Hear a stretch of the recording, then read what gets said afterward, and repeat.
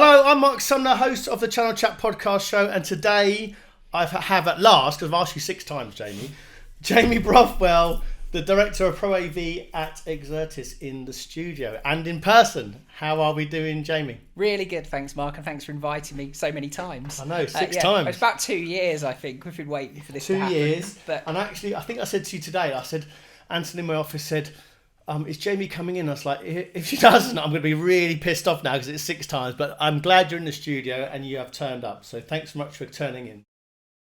Hopefully it'll be worthwhile. It will be, It will be.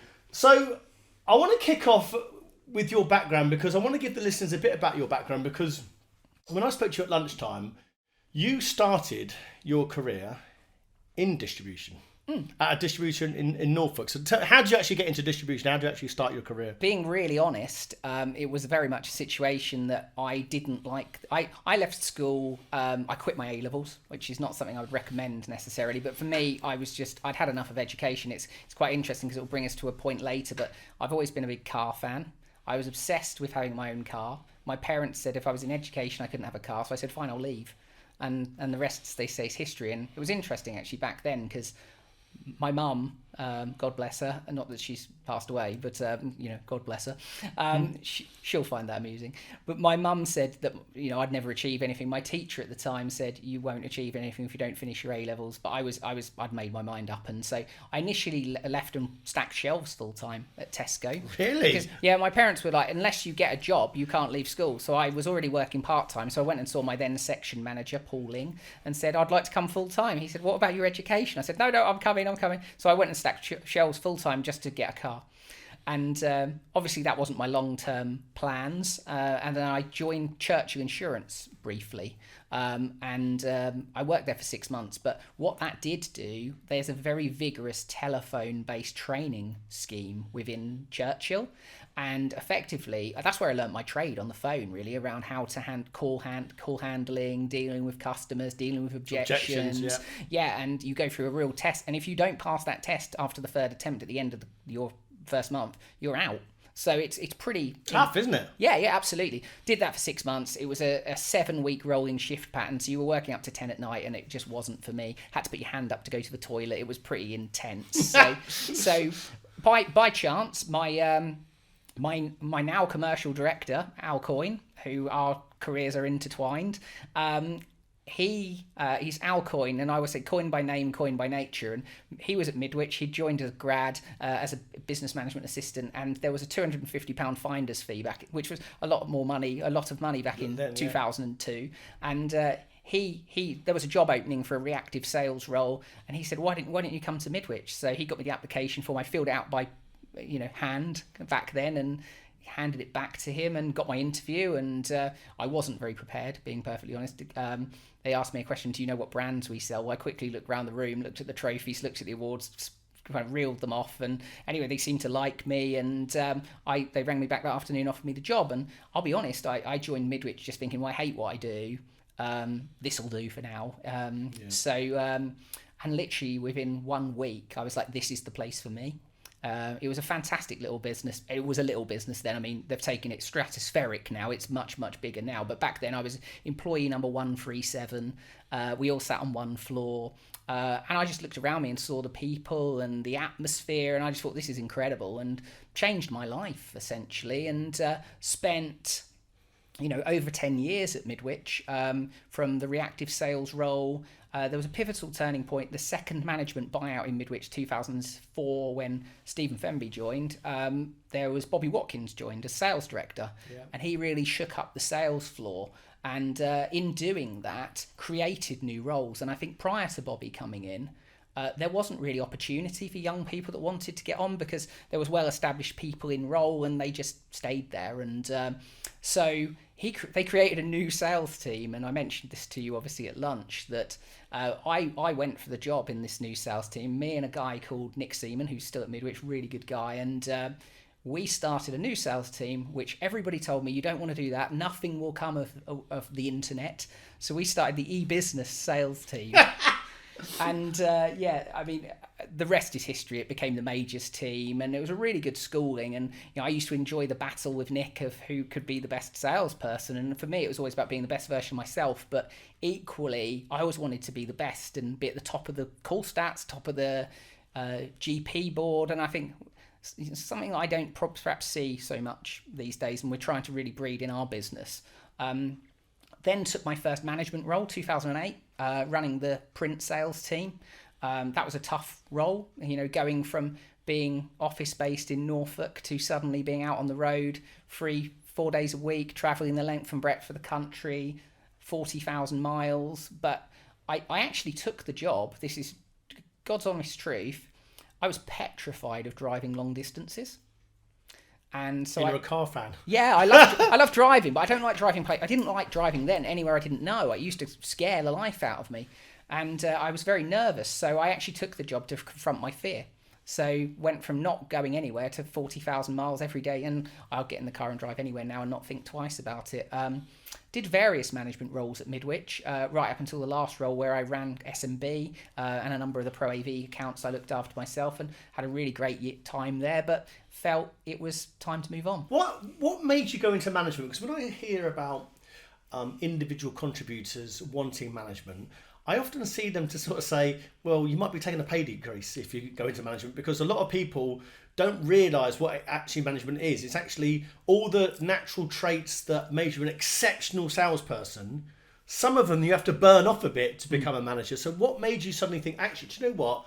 Because you were a successful contributor. Yeah. What made you want to go into management? It's really interesting. You're right. You're actually, one of the points you made there was absolutely correct. I was worse off to take a management role because I, not just in terms of salary increased, but bonus commission opportunity decreased. But equally, the big kicker, which is less of a thing these days, was the capital bond impact. I was earning as much a year back then in capital bonds as I was basic salary. And effectively, I was giving that up. And the reasons I went into management were two things. One is, which is still exactly the same today and has remained the same since, is to make a difference. And secondly is, ultimately, if you want to get on in your career, you've got to at some point take that step in terms of removing the selfishness and becoming more selfless, if that makes sense. Yeah, and it's hard to do though, isn't it? Because if you're being a real successful individual contributor, I often say to people when they want to go into management, I said, if you really thought about this, because potentially you could earn less money. Mm-hmm. In fact, you probably will learn less money if you're exceptional. Two, you're gaining a lot more problems, because with people come problems as well. 100%, and I think that equally, the biggest challenge is when you realise it's not all about you as an individual anymore. You are viewed through the lens of your team and your team's performance. And actually, that's something that I probably, in the early days, was quite difficult to adjust from, because it was all about me when I had an individual sales role, and then now it's not. But actually, what I really enjoy is watching people grow, watching people succeed, watching people's lives change, because I'm a great believer that this industry has the ability to change your life, as it has mine. So when you've got into management, what did you actually fundamentally change? Did you bring some of the attributes you had as an individual contributor into management, or did you suddenly create a new style for yourself? You thought, I'll create my own staff as a management. Probably relates back to something that I talk about quite a lot in our business, which is my omelette model. I think the mistake that most managers make is that they'll go out to the team and say, right, what we want you to do today is cook an omelette. And then at that point, they think their job is done and everyone knows what they're doing. The reality is, if you've got 20-something people and you say cook an omelette, you're possibly going to get 20 different omelettes.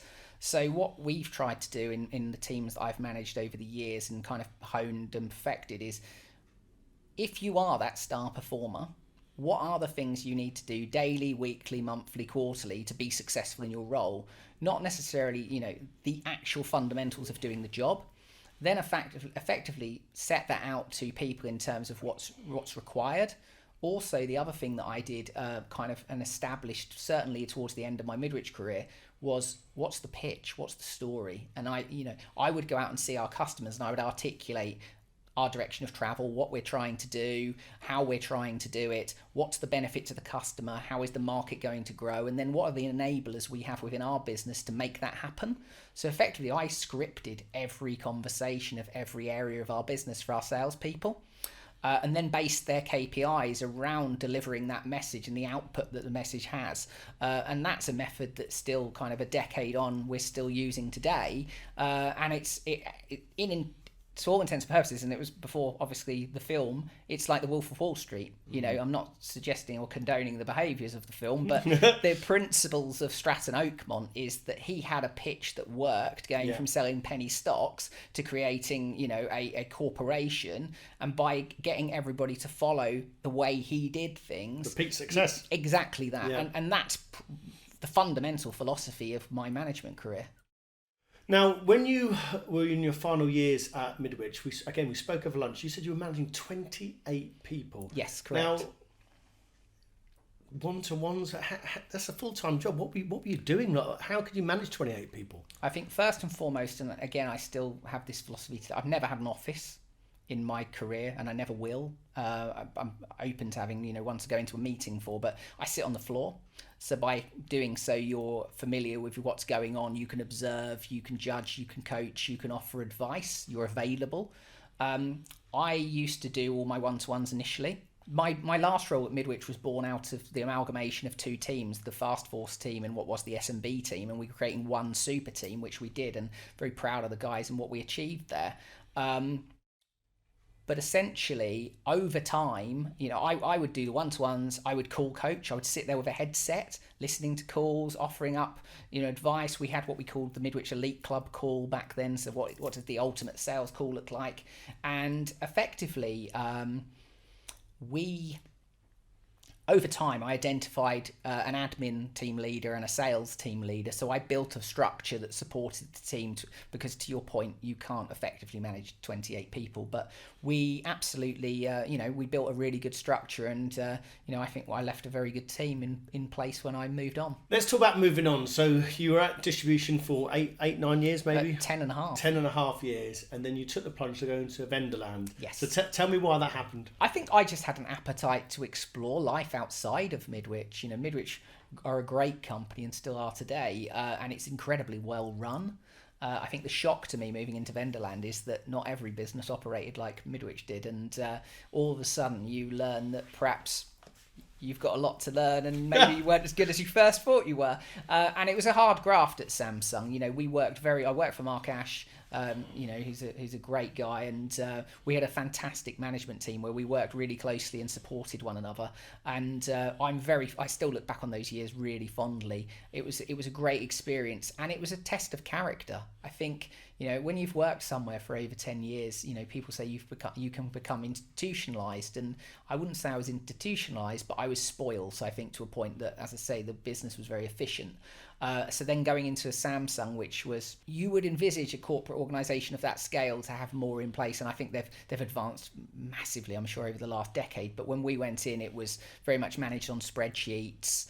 Really? Yeah, very much so, because they still operated via a Korean operating system, so the kind of UK business was on spreadsheets, and we had to do everything for ourselves, and it was really intense. We were working kind of 16-hour days every day, and I did that for almost the whole time I was there. Print was always a hard slog, and yeah, I learned a lot. I learned a lot about myself. I learned a lot from Mark, and it was a really great experience. And then you had the opportunity to go back into distribution. So how did that happen? Because there's an interesting story there, isn't there? Yeah. So the big challenge for me going to Samsung, when I worked for Samsung, and again I think it's changed now. Generally, if you went into a management position, you had a 2-year shelf life. And I was acutely aware of that. I think that was one of the hardest things going to Samsung, because having worked somewhere where you're part of the furniture and you've got a job for life, which I had at Midwich, to going to somewhere where you think this is not a permanent move, this is a stopgap to something else, and I don't know what that something else is. That's quite a hard thing to get your head around. Uncertainty, isn't it? Yeah, very much so. And I think it drives anxiety as well to a point. So 1 year into Samsung, having understood what I liked about the job I was in, had a lot of experience of the previous role, and had the benefit of going to visit all the distributors and get a feel of how they worked over time, I identified Exertis as the company I wanted to work for next. And this was probably 7-8 months before it became a reality. And I remember, again, coming back to Al, sitting in his lounge saying, I'm going to go and work at Exertis next. And this was before we'd even started the chats. And so anyway, we fast forward 6 months' time, and Exertis' print business wasn't going where they wanted it to go. It needed new leadership. And so I instigated a conversation with Exertis and said, what's your plans for your print business? Are you looking for someone? They said yes. I said, and have you got anyone in mind? They said yes. And said, are you interested? I said yes. And to which they replied, good, because you're the person that we'd like to bring in. Brilliant. So, and the rest, it was a very, very quick actually in terms of going in. And so I rocked up in October 2014, and let's just say it was embarked on my biggest challenge to date.